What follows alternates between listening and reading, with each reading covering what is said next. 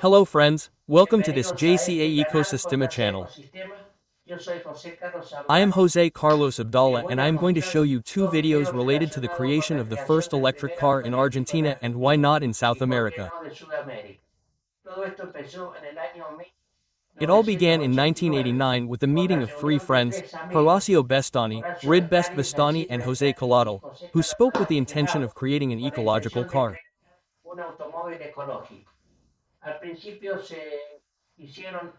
At first, tests were done with rudimentary vehicles, with motorcycle and scooter wheels, achieving very low performance with normal car batteries.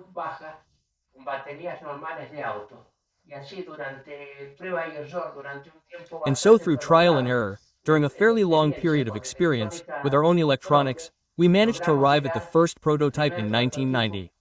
Well, I am going to show it to you now. It is a prototype that was practically handmade, which is this one.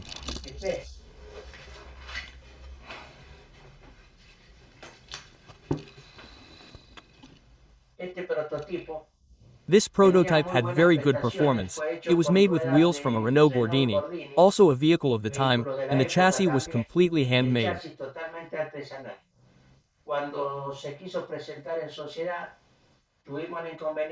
When we wanted to present it to the public, we had the problem that it didn't have the presence and many details, the presence it needed and many finishing details, for example, the door lock, the lights on the windows, the roof, a series of things. It was a single-seater for two people. If you look at the front, you'll see the batteries. You can see the batteries under the bumper on the front. It had 16 common lead-acid batteries. Since we came to the conclusion that it wasn't a vehicle to present, we bought a brand new FIA one. The engine was removed. You're now going to watch the video that was filmed on Channel 3 in the province of Mendoza for a motor racing program. This video shows the vehicle's features, which were very advanced for its time. You're going to see a vehicle with almost the same performance as the current ones from 30 years ago. Let's go to the video.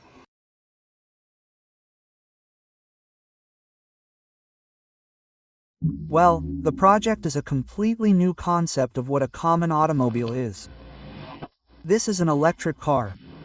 An ecological car, ecological above all else. The goal is for it to run on electricity to be environmentally friendly. The whole world is fighting and struggling for the issue of ecology, and although it may seem like a utopia, it is something that is going to become increasingly necessary. And the automobile, despite its advantages, has the disadvantage of causing a lot of pollution and being an important thing for growth. Our project consists of making this car that you are going to see now, and the goal is to get support so that it becomes a national project and that it can be exported, even manufactured here in Argentina. It is also being done in other parts of the world, but here in South America I think we are the first. Why don't you explain it to us then, or do you take us through it yourself? Because if I were to ask you so many things, what is the engine itself? What is the backup engine? Well, there are two engines here. The one that you can see with the naked eye, which is here. This one I'm pointing at is a conventional 54 HP 2-cylinder internal combustion engine, but the engine that really matters is the one down there, which you can't see very well.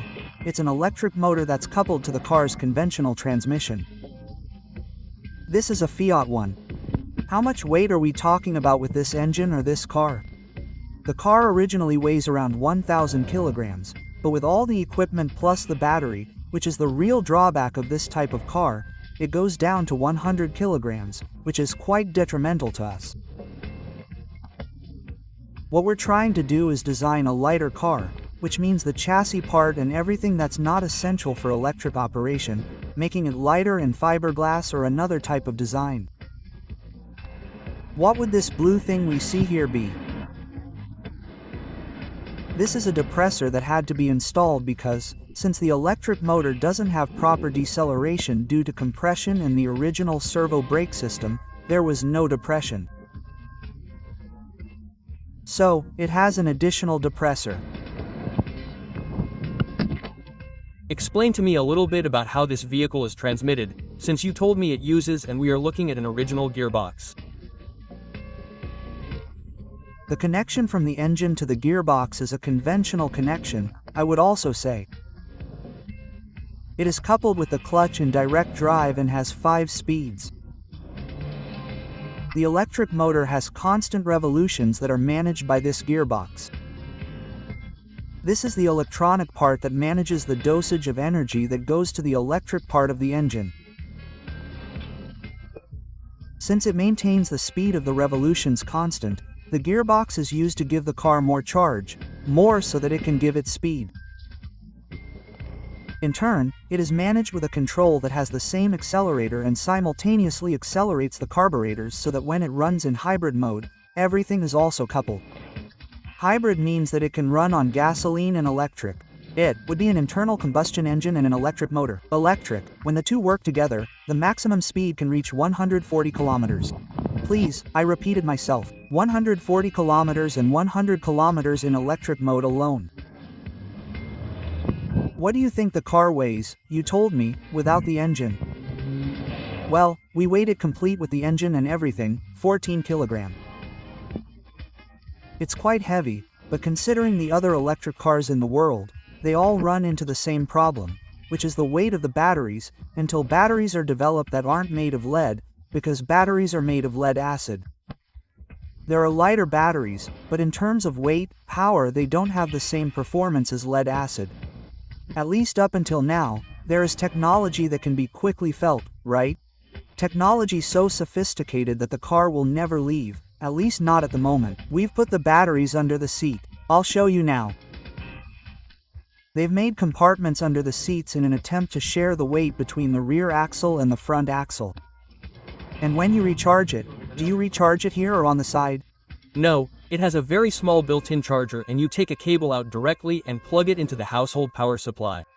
It can be charged in 4 to 6 hours. Here we see the interior compartment of the vehicle and you have placed something in the back. Can you explain? Because to me, they appear to be simple batteries. Well, on the outside they are simple batteries, but they have been batteries specially designed for this car using conventional materials. But in the internal part of the battery some changes have been made that are our technology, nothing more. It was placed under the seat to share the weight. Even with the seat in the original position it would not interfere at all with driving and riding.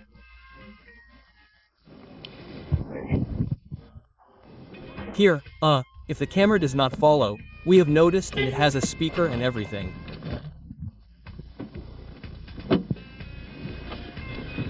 We have noticed that there is like a small gear lever on the side. That lever is a general power cut.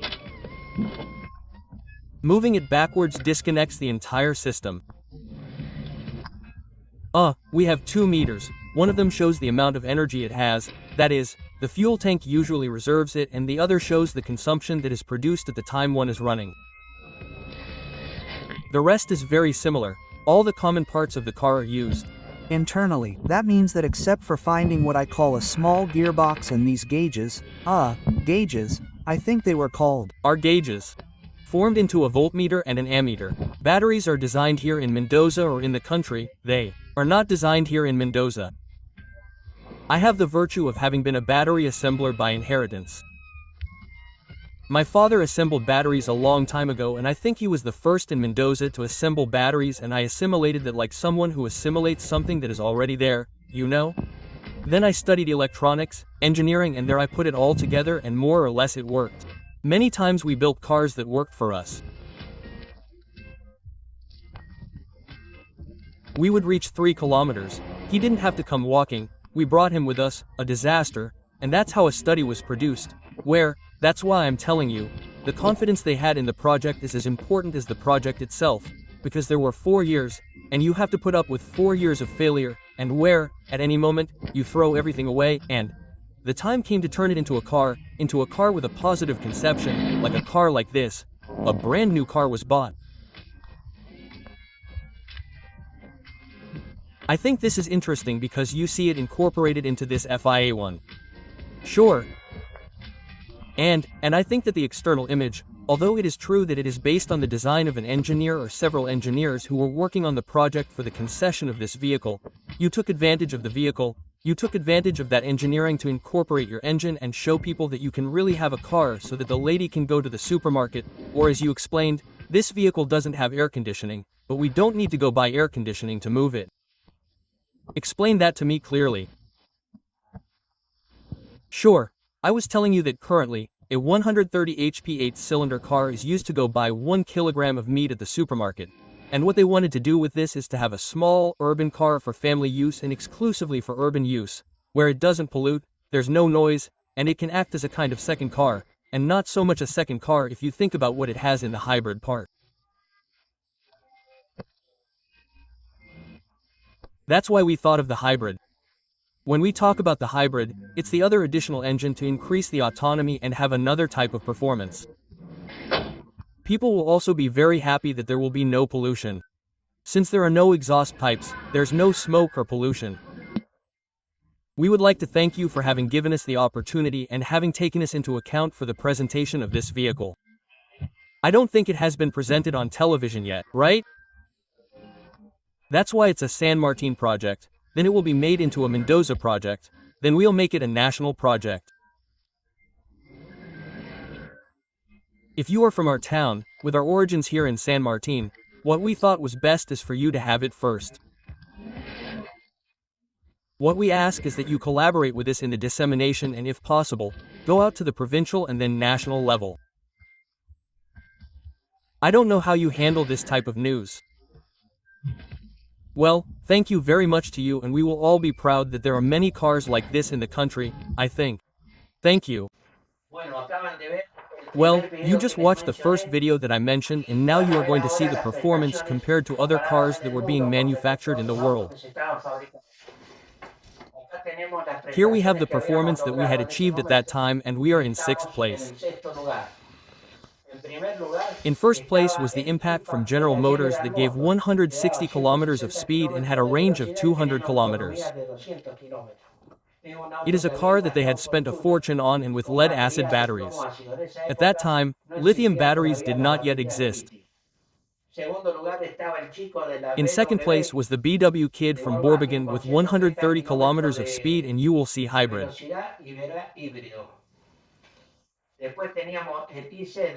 Next up was the BMW BWiC, with a speed of 120 kilometers and a range of 200 kilometers.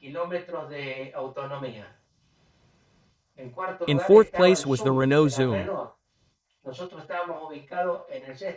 We were in 6th place after the 301, which had a speed of 80 kilometers and a range of 100 kilometers.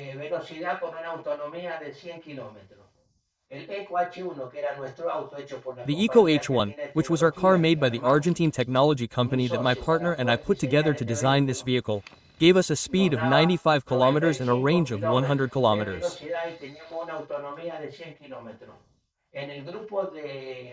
In the group of vehicles that were 16 to 15 vehicles, we were in 6th place. I'm giving you a global comparison of the performances we had achieved at that time. We also developed new concepts that were neither talked about nor understood at that time. For example, solar charging, which allowed the vehicle to be charged from a plug or with solar energy.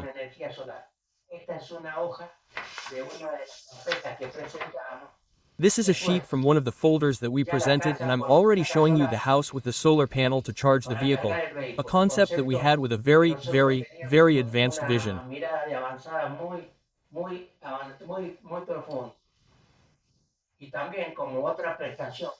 Another feature that is only now being talked about, or that is not even mentioned, is that the vehicle can also supply energy to the house. We also mentioned this in our presentation. The vehicle reverses the process. The batteries in the vehicle plus the inverter inside the engine could power the house. In this case, for 7 days with the power we had, our car had 11 kilowatts of energy storage. Bueno, todo esto es un poco de historia y ahora les voy a mostrar el segundo Well, video. this is all a bit of history, and now I'm going to show you the second video, the second video from a very important television channel at the time, in 1994, a program that aired in Buenos Aires called Argentina Un programa Secreta. que salía en Buenos Aires, se llamaba Argentina Secreta. Andaban buscando en todo el país They were looking all over casos the country for cases with some con cierta relevance, and they relevancia confirmed the y operation bueno, of this el Eco H1 car. funcionamiento de este auto, Eco H1, Eco Eco porque because I explained it in the que ahí el video. video sale en mi My son colección called it Eco Autoeca porque because dice he said eléctrico. electric. Hoy Today it is está very muy de fashionable to talk moda about hablar de electric autos cars, eléctricos, but pero at en that esa time it was época something quite era algo utopian. It was era quite una difficult to utopía imagine that a bastante car could be difícil electric. pensar en que un auto podía ser eléctrico. Vamos Let's al go to the video. video.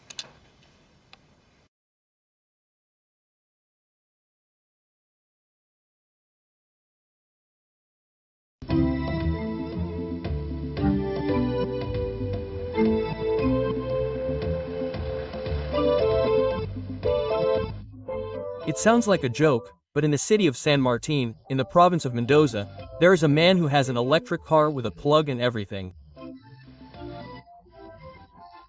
He runs errands with the car, goes back and forth, and competes equally at traffic lights with gasoline, diesel, and gas-powered cars. When the battery runs out, he stops at a plug, recharges, and goes back home.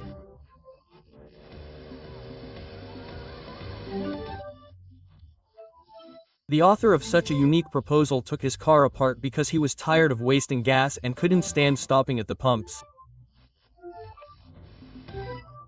He thought and found the solution: to put an electric motor in it. The reason for building this car or the experimentation in which we wanted to produce this type of car was because there is a worldwide need regarding the issue of ecology. The pollution that cars currently produce is very high, not in this city, which is a small city, but in much larger cities such as Santiago, Chile, or Mexico City. He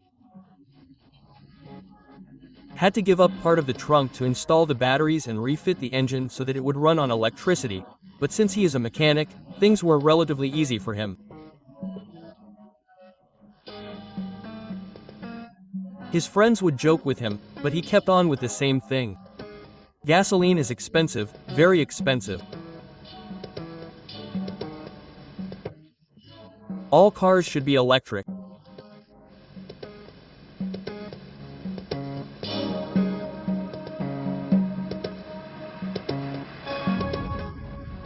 We call this car Eco for two reasons.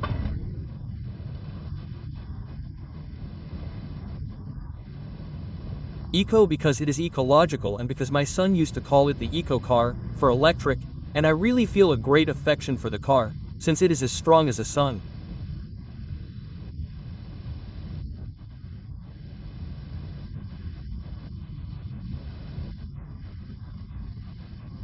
I don't know how to explain that feeling because it has been, as I said earlier, a car conceived purely from scratch, from concepts that do not exist, at least not in a conventional, normal way, and things have been achieved as they emerge as when something new is born.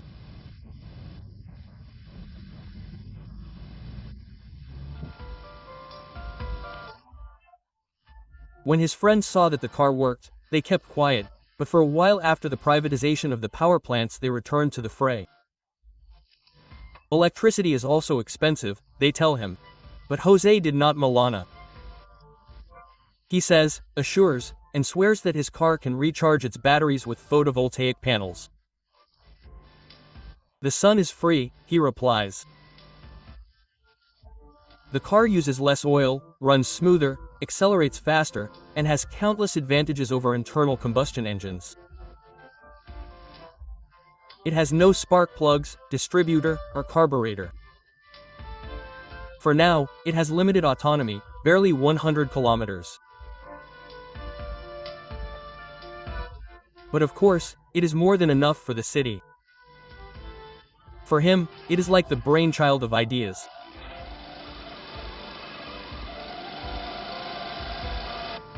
Only those who have done it feel what I am feeling right now, which is a source of satisfaction because there are many projects that one tries to do and never finishes. This one has come to an end. You have seen the other prototypes, and right now we are seeing a real car that runs on electricity. I think it is the first in the country, at least that I know of, and for me it is a source of pride to have been the first. The batteries are charged overnight in the garage of the house. They are 12 volts and allow a cruising speed of up to 60 kilometers per hour.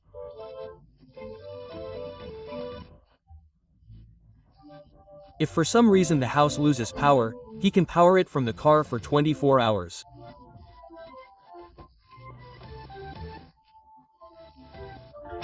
The thing is so crazy that if he runs out of battery, he could return home with conventional batteries, although the car is not designed for that.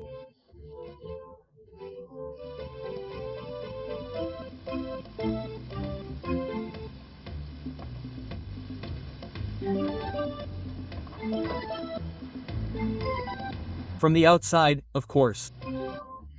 It is an ordinary car, especially the latter.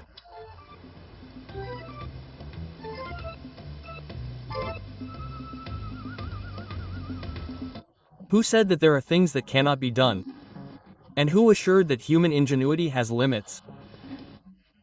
The electric car is such a real reality that if you ever go through San Martin in Mendoza, try not to cross paths with it. Everything in it is electric, but its brakes are conventional.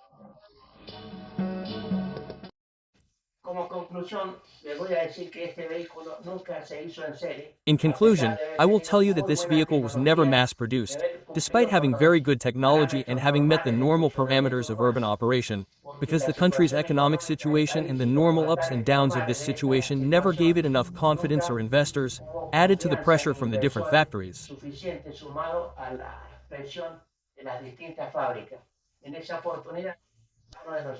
At that time, one of the managers of the car manufacturing companies here in Argentina told me, "Look, it's impossible for us to do anything because we are very committed to contracts abroad." The contracts I had were with Sabel, Fiat, and Peugeot. They couldn't even modify a shock absorber, much less build a vehicle. For me, it was a huge disappointment. We lost some enthusiasm, our morale dropped a bit, but ultimately, in the long run, it represented a great benefit to me because I was recognized for other power electronics jobs. For example, the manufacture of a trolley. From that moment until now, I have developed 10 more cars that I will show you in future videos. To this day, I am building cars, and the last one that I will show you in a future video is completely solar-powered and autonomous. I will show it to you very soon. Well, if you liked it, give it a like and subscribe to this channel so that YouTube will notify you when the next video comes out. Until next time, M.